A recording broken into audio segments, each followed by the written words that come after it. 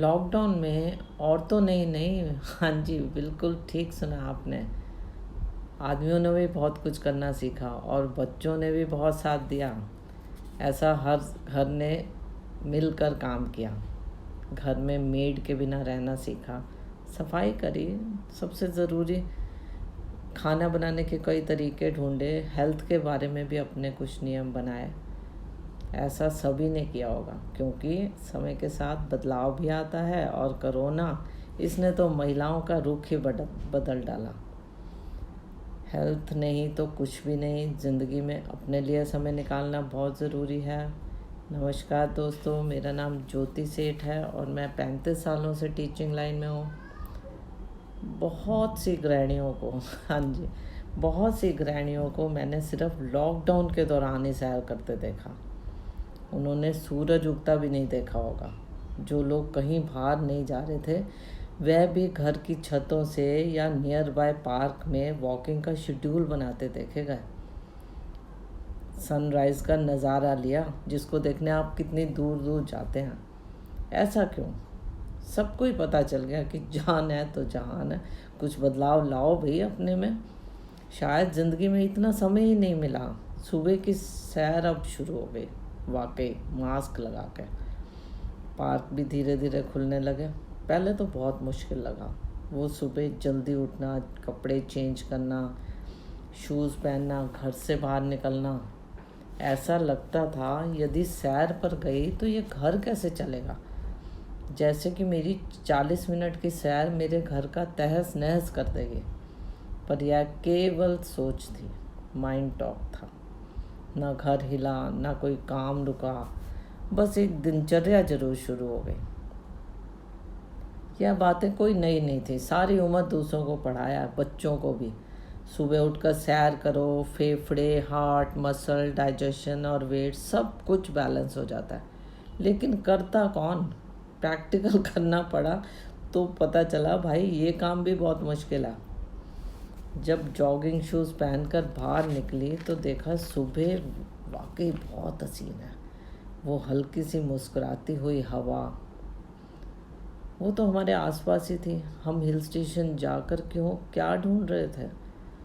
वो और कुछ लोगों के साथ बढ़ते हुए कदम कदम कदम पर कुछ संदेश दे रहे थे।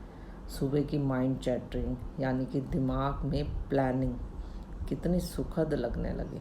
क्या क्या काम करने हैं, किस किस को क्या क्या देना है, घर के खाने से लेकर अगले दिन की हिसाब किताब दिमाग में चलने लगा। प्लानिंग भी बहुत इम्प्रूव हुई, मानो या ना मानो। वो सैर करते आदमियों की पॉलिटिकल बहस और औरतों की घर की बातें भी कान में पड़ने लगे।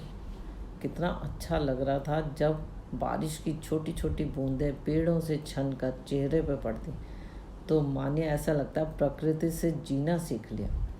हम तो ऐसे ही भाग रहे थे। सुबह तो इतनी सुंदर हमारे घर के पास ही थी। बहुत सारी डाइजेशन की प्रॉब्लम भी हल होने लग गई। पेट की गैस तो मानो हवा में उड़ गई। फेफड़ों को साफ हवा मिलने लग गई। मन को अच्छा लगता है, करके देख लो। जब हम चलते हैं तो हमारा स्ट्रेस लेवल काफ़ी कम हो जाता है। हस्बैंड भी साथ देने लगे। डिमेंशिया का खतरा बुज़ुर्गों का तो कम होता ही है। डिमेंशिया यानी भूलने की बीमारी के चांसेस भी कम हो जाते हैं, ऐसा मैंने किताबों में पढ़ लिया।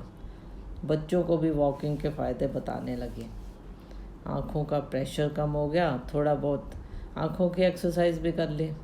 शरीर की धमनियों में खून भी अपनी लेन पर ही चलने लगा, ऐसा मैंने सोच लिया। दिल तो आखिर दिल ही होता है, दिल की तरह चलते रहो तो खुश रहोगे। कब्ज पर फिर कब्जा तो होना ही था। जॉइंट पेन हमारी दूसरी तरफ रुख करके चलने लग गई। कुछ पल हमने एक्सरसाइज के लिए भी निकाल लिया। भाई अब आए हैं पार्क में तो एक्सरसाइज भी कर लें।